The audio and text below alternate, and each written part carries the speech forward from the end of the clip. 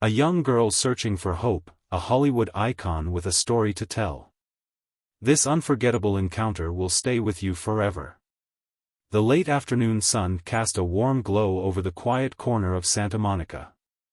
Outside a modest café tucked between a thrift store and a laundromat, Mel Gibson sipped on his coffee, sunglasses perched low on his nose. Dressed in a plain navy t-shirt and jeans, he looked like just another local enjoying a moment of peace. But peace is rarely uninterrupted, especially on these bustling streets.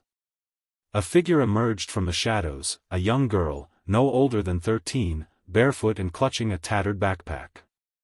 Her messy brown hair framed a face that carried too much weariness for her age. She stopped a few feet from Mel, her eyes scanning him nervously as if weighing whether to speak. "Excuse me," she said, finally, her voice soft but steady. Mel glanced up, his brow furrowing slightly in surprise. She hesitated, fidgeting with the fraying strap of her bag. Do you know who Jesus Christ is?" The question hit like a bolt of lightning, cutting through the mundane chatter of nearby pedestrians and the distant hum of traffic. For a moment, Mel didn't respond.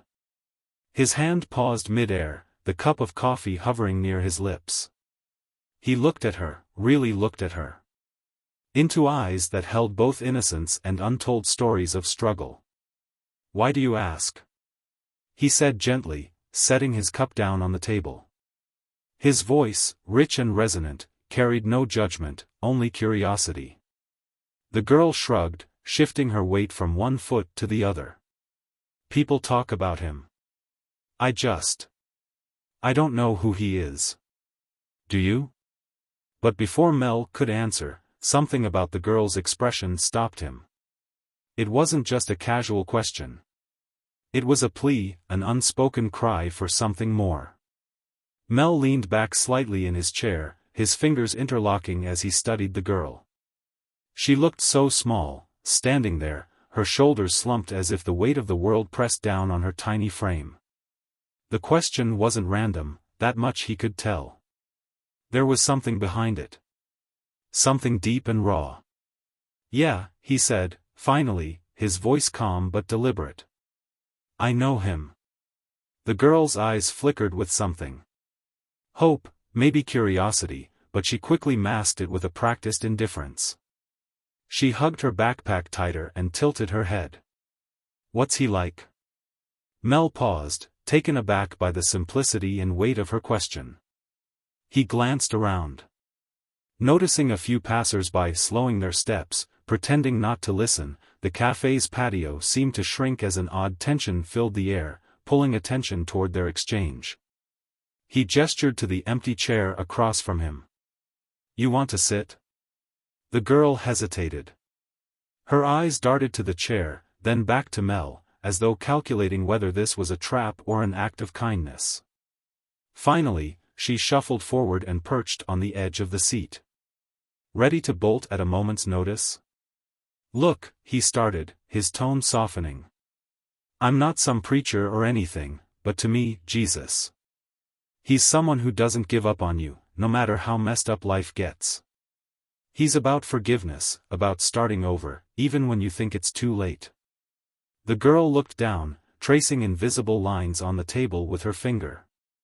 "Starting over," she muttered, almost to herself. Mel leaned forward slightly.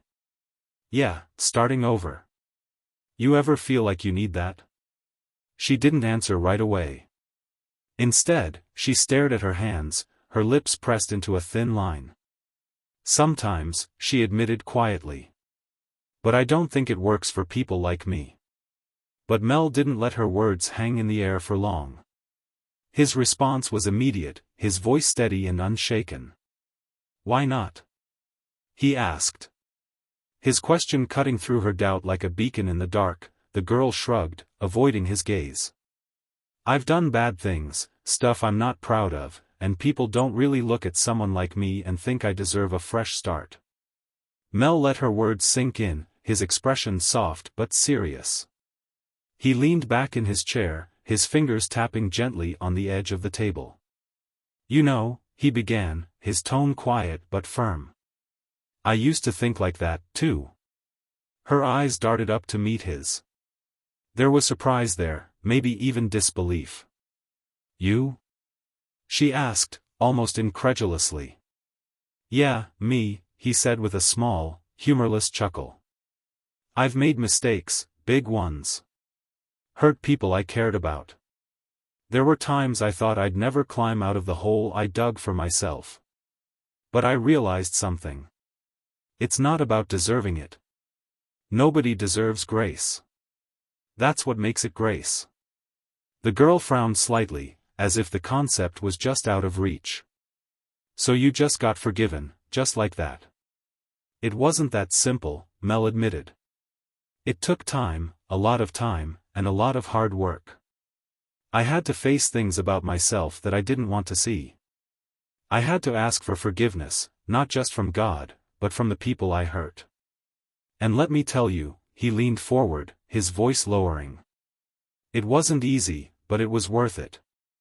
The girl looked at him intently now, her earlier skepticism melting away. What made you want to change? Mel paused, his eyes drifting toward the horizon as if searching for the right words. I hit rock bottom, he said finally. And when you're at the bottom, there's only one way to go up. But you can't do it alone. That's what I had to learn. She nodded slowly, not because she fully understood, but because she was starting to. There was a weight to his words that felt real, unpolished, and raw. But before she could respond, a soft commotion broke the moment. A few strangers had stopped nearby, their curious eyes flickering between Mel and the girl, drawn by the unexpected intimacy of the exchange. The girl glanced over her shoulder at the small group forming nearby, a man in a gray suit, a couple holding hands, and an older woman carrying groceries. All of them slowed their steps, subtly lingering to catch bits of the conversation. Mel noticed too, but didn't seem to mind. Instead, he leaned back in his chair, his focus unwavering. You see, he continued, as if speaking only to the girl. Sometimes when you think no one's watching, that's when life surprises you. People notice things. They notice moments like this. The girl looked skeptical. They're just being nosy, she muttered, her voice tinged with bitterness. Maybe, Mel replied, shrugging lightly. Or maybe they're looking for something. Just like you are hope, meaning a reason to believe things can get better. The girl stared at him, her expression softening just a little. Do you really think things can get better for anyone? I don't think, Mel said firmly. I know a woman from the small crowd, her curiosity getting the better of her, stepped closer. Excuse me, she said hesitantly, clutching her grocery bag. Are you talking about faith? Mel turned to her, offering a polite nod. We are, he said, his tone even. And how it can help you climb out of some pretty deep holes. The woman smiled faintly, her eyes glistening. I needed to hear that today, she whispered, almost to herself. The girl watched the interaction, her posture relaxing just a bit. It was as if the presence of others somehow validated her own doubts and questions. She leaned forward slightly, her voice quieter now. So what if you don't know where to start? What do you do? Mel met her gaze, his voice calm and steady. You start where you are, with what you have, even if it's just a question. That's enough. But the girl didn't respond right away. Instead, she sat quietly, her fingers traced the edge of the table, as if weighing whether to believe him or retreat back into the shell she'd built to survive. The girl's fingers stilled on the table, her eyes flickering with something unspoken. Finally, she asked. Have you ever been so lost you couldn't even see the way out? Like it's not even there? Mel's expression shifted, a shadow of pain crossing his face. He nodded slowly, the weight of her question settling over him. Yeah, he said quietly. I've been there. There were nights when I felt like I'd never find my way back, like no one would care if I didn't. The girl swallowed hard, her eyes dropping to her lap. Her voice trembled as she whispered. That's how I feel all the time. For a moment, the noise of the street seemed to fade, the world narrowing to just the two of them. Mel leaned forward, his voice soft but firm. "You're wrong," he said. "You may not see it now, but there are people who care. And even if it's just one person, sometimes that's enough to pull you back." Her gaze lifted, meeting his. There was a vulnerability there now, a crack in the armor she had worn for so long. "How do you know?" she asked, her voice barely audible. Mel hesitated, his hand brushing the edge of his coffee cup. "Because I've lived it," he said. "There was a time when I thought I'd lost everything. My career, my family, my dignity. But someone believed in me, even when I didn't believe in myself. And that's what saved me." The girl's brow furrowed, her mind racing to process his words. "Who was it?" she asked. Mel smiled faintly. "A friend," he said simply. "Someone who didn't give up on me, even when I gave up on myself." The girl's lips parted as if to speak, but before she could, one of the onlookers chimed in. "Sounds like you've been through a lot," the man in the gray suit said, his tone a mix of curiosity and respect. Mel nodded, glancing at the growing crowd. "We all go through a lot," he replied. "But it's not about what happens to us. It's about how we choose to respond. You can let it break you, or you can let it build you." But as the words left his mouth, the girl's eyes filled with tears, her walls crumbling in a way that seemed both terrifying and freeing. The tears slid silently down her cheeks, and she quickly wiped them away with the sleeve of her oversized hoodie. Her voice cracked as she spoke, barely above a whisper. "What if you're too broken to fix? What if it's just too late?" Mel's eyes softened, his tone steady but filled with conviction. "It's never too late," he said. "Not for you. Not for anyone. The cracks, the breaks. They're just part of your story. They don't define you.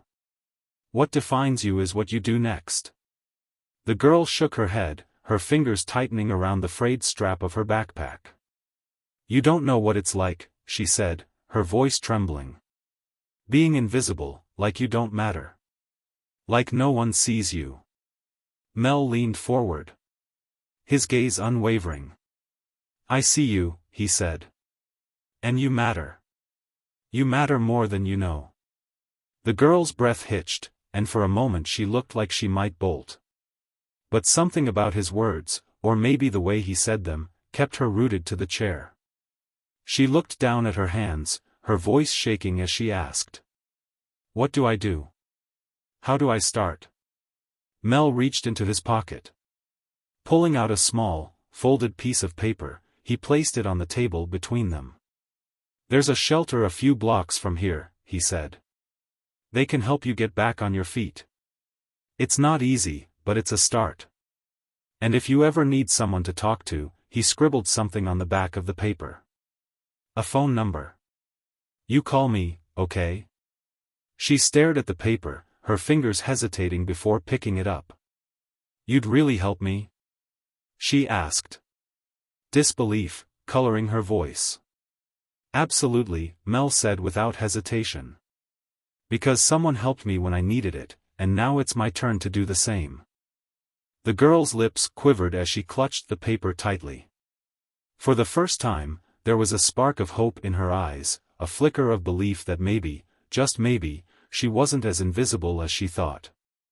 But before she could say anything more, a voice from the crowd interrupted, breaking the moment, but not the impact of what had just unfolded. A middle-aged man from the crowd stepped forward, his expression a mix of awe and emotion. "I've never seen anything like this," he said, addressing Mel, but glancing at the girl. "It's inspiring." Mel looked up at the man, a hint of a smile on his face. "It's not about inspiration," he said simply. "It's about doing what's right.